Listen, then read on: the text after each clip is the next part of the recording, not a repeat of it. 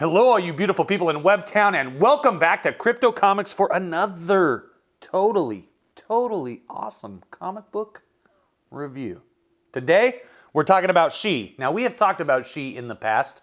We talked about She issue number 1, and we've talked about the Cyblade She crossover. She is a creation of Billy Tucci, making a huge comeback on crowdfunding sites as we speak. I'm talking about Indiegogo. I don't know if he's on Kickstarter, but I believe Billy's on Indiegogo. And this is a thinking man's comic. It is a comic from the infamous bad girl craze of the 1990s, which I and everyone here, all the Crypto Knights, are big fans of. If you're a newcomer, we're all way into the bad girl craze in 90s comics here at Crypto Comics. So, shall we conduct a little bit of a deep dive into this bad boy right now? This is from June of 1994. She, Way of the Warrior, issue number 2, Prelude. In the year 788, the emperor directed the man later to be known as Dengyo Dayashi to build a temple to protect his new capital of Kyoto from evil spirits. Situated in a thick grove of cypress trees near the summit of Mount Hei, the temple Enryaku grew over the centuries into a great monastery with thousands of monks and nuns living lives of devotion within its walls. To protect themselves and the treasures of the massive temple complex from marauding samurai, the priests took up the practice of the military arts, and in time became the most feared and revered warriors in all Japan. Known simply as Sohe, these warrior priests eventually came to forsake their devotion to Buddhism, instead choosing to live in an almost constant state of warfare. Hired by rival samurai to lead armies into combat, and calloused by their ongoing battles with the monks from the great temples of Nara, the Sohe soon allowed their power and prestige to give rise to ambition and, finally, sin. Wars raged out of control, without purpose, without glory, fueled by fires of sheer gluttony and drunken debauchery. However, unlike the samurai clans, the monks were not averse to making their joint religious and military presence felt in the capital itself, greatly disturbing the ruling Fujiwara, to whom rebellions were occurrences reported only by governors in remote provinces. Now couriers were forced to witness violence literally on their own doorsteps. By the 1400s, the monks of Mount Hei had begun raiding sections of Kyoto belonging to the samurai who had once preyed upon them. In retaliation, the shogun Nobunaga ordered the destruction of the Kyoto temple and its inhabitants. Only an unholy alliance of their bitter rivals, the Nara monks and the shogun's forces, could defeat the Sohe, leaving them dispersed, powerless, and in hiding. The survivors assumed the guise of komuso, wandering monks throughout the countryside. Dressed in kimono robes and wearing large braided hats that covered their heads and hid their faces, they relied solely on their commitment to a sacred code of honor to see them through these dark days, for they had nothing else. Encountering road bandits, rogue samurai, and other unsavory types, the monks' reputation as teachers, warriors, and heroes were immortalized in both story and song. But adventure was not all that the Sohe found. Many found peace, humility, and enlightenment. Eventually, a new temple was constructed in Kyoto, and the monks returned. Forbidden to continue practicing their warrior ways openly, the monks returned to a more outwardly peaceful way of life. Secretly, however, they preserved their martial tradition and created a secret order of shadow warriors. Today, the Sohe uphold a white banner in a tricolor war waged across oceans, across time. The black warriors of Nara and the red of the Yakuza. These are the enemies of this kinship which is sworn to uphold a crusade of righteousness, even in a world grown weary of such nobility. This is the story of an outcast of the Sohe, a renegade from a society of renegades. Sleep, the dark river in which we bathe our souls nightly, and, like a river, it bears gifts from upstream, from the distant lands of vision and remembrance. Your departure for the university is even more of a passage for you than you might have expected, for now I must tell you, Anna, that I have long known it would coincide with the completion of your studies with me. But Sensei, have I not said on many occasions that there is always more to know? How can my studies be over simply because they are augmented by scholarly ones? Of course there is always more to know, but to this point, you have at least learned how to learn. Yes, for you especially, there is more. There is the vast expanse of your heart, A wilderness we both know you still must tame. But I have taught you all I can. I've given you more than any of the others, for you are my last pupil. I know that now. This is to be yours, Anna. And as your hands are telling you even now, yes, it was your father's. But why do you try to hide the hesitation in your eyes? Struggle proudly against it. The moment you've slain your own doubt is when all other adversaries begin to bow before you. Grandfather, look! My child, wait. Do not forsake your focus so easily, even when moved by tenderness. When you welcome distractions, you run from yourself, and that can result only in losing your way. So, Billy Tucci has an interesting fascination with Japanese culture and Japanese artwork, which was on display in the first issue of She, Way of the Warrior that we covered some time ago. And here it rears its head again, and I like it. I think it's great. My heart leapt to my mouth, and sleep is sent sprawling. Sleep, that false refuge. In truth, the enemy itself, speak as it does to my weakness. A warrior knows dreams for what they are, an unhealthy hold on the past, the sign of someone who has not come to peace with the events that have made him what he is. But it is also confusing, for at the same time one must surrender to memory, to the honoring of the dead. But once one of those doors has opened... So she wakes up from this dream. She's got some bruises from where she'd previously been out fighting. And that was issue 1. And you have the detectives, trying to figure out who did all the killing. Well, we know who did the killing, right? Because we were paying attention when we reviewed issue number 1. There's this old Japanese lady here who's interested in purchasing some artwork.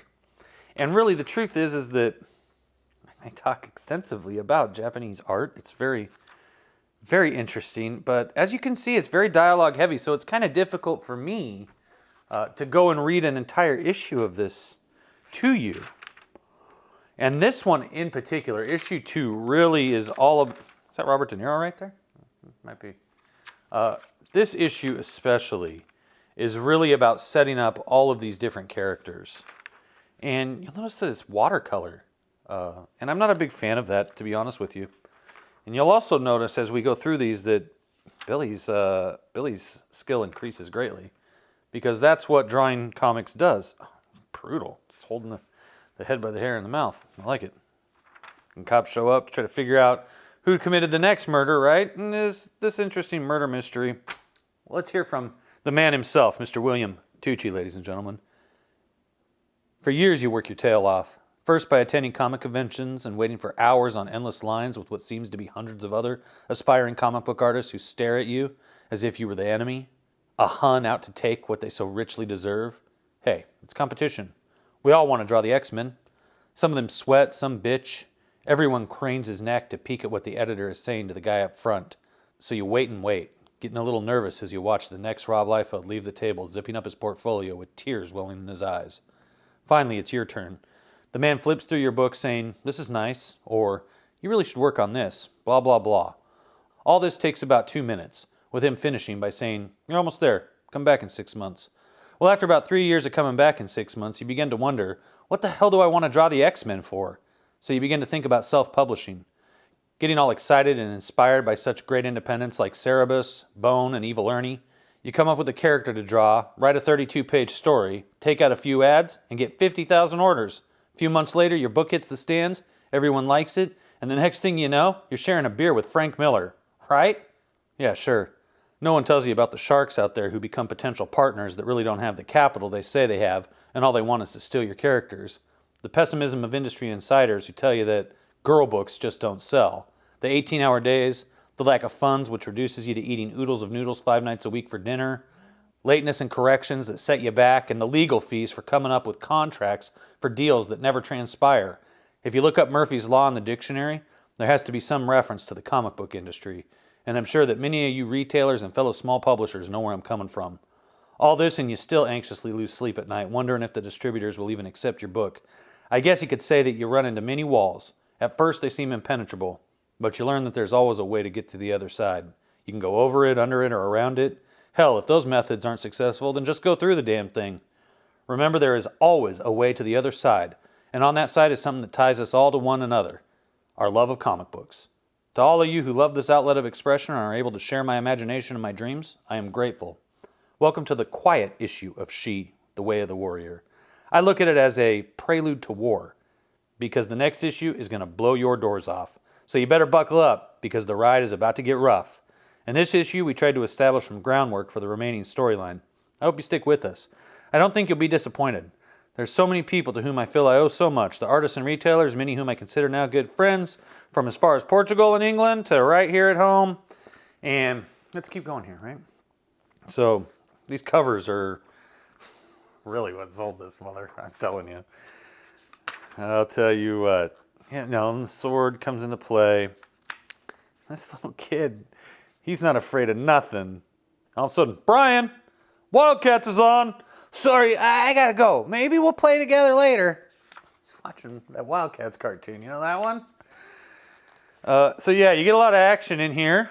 And Billy, it's interesting because most male artists are better at drawing male figures than they are female figures. And Billy, when he was starting, was to me was very much the opposite. I think he drew females vastly better than he drew males.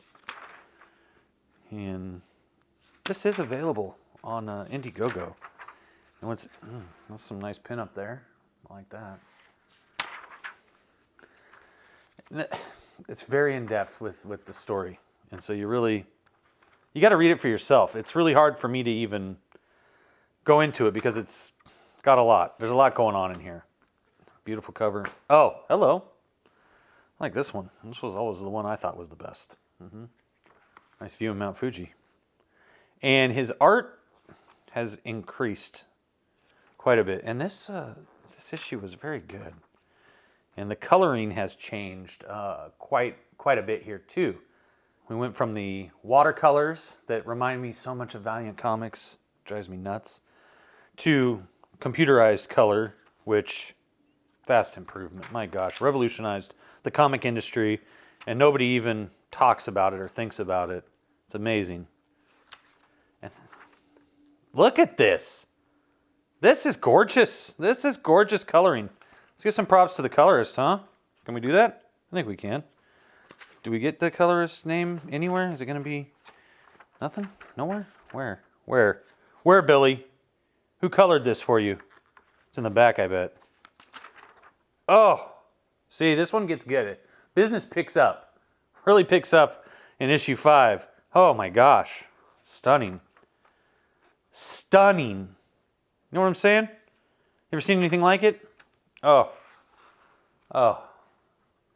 So if you're interested in Japanese culture, you'll learn a little bit from reading She. You get a really good story. Because there are 12 issues in the first maxi series. And then there's a lot more after that too. And he's still doing it today on Indiegogo. And I would assume he goes to Kickstarter too. I mean, he'd be crazy not to go to Kickstarter. And we get a rival female is going to show up here. But I don't want to spoil too much of this for you guys. All I really want to do is just plug the colorist on this dang thing. But maybe we're getting there. Boom! Brian Haberlin and Top Cow color.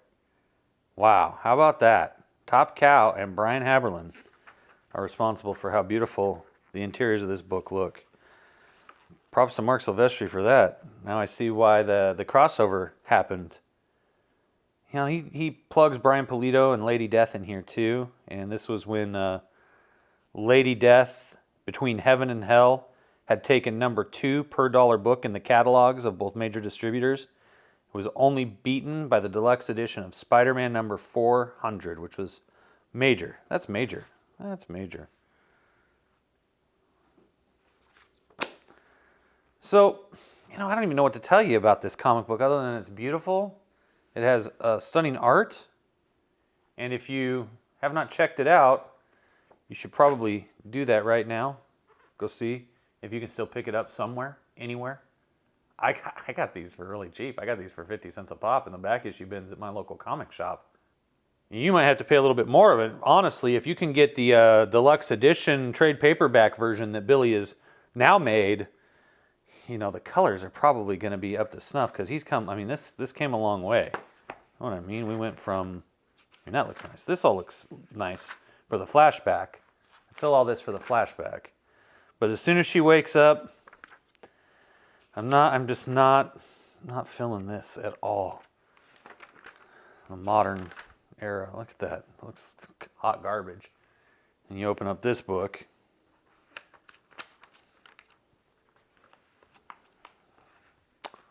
Wow. What a difference a computer can make to your comic book, huh, folks? What a difference. Very, very impressive. I like that other one even better. There we go. That's the one I really like. Yowza. Computer colors. Revolution right here. God bless Mark Silvestri for helping out Billy Tucci when he needed it. Holy cannoli. Took she to the next level. And there are more issues of this. I could go through it, but it's such a complex sort of story.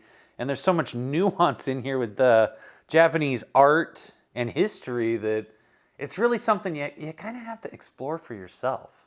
But I wanted to turn you on to it. In case you missed the last time we talked about She with issue number 1. I wanted you to see what you were in for if you actually picked these up on your own. Now, if you like what your boy Crypto does, please support me by purchasing one of my books. Whether it's a paperback or a cheap digital version, it doesn't matter to me. Please check it out. Please give it a review. I need all the reviews I can get. You know, I love those 5-star reviews especially. It's called The Young Barbarians. It's available on Amazon.com. Hey, I got another one coming out too next month. So get ready. While you're there, though, you can also check out some of the other books in the Lost Library, like The Gaslight Gang, Curse of the Grey Gargoyle, and Destination Genesis. If you liked this video, give it one of those thumbs up right there. You know what I mean? If this is the first time you've seen a video on Crypto Comics, I'll tell you what to do. You subscribe, you hit the ding-dong for notifications, you dive into the back issue bins, and find some more totally awesome comic book reviews. Because I'm going to keep coming back with more, day after day, right here on Crypto Comics.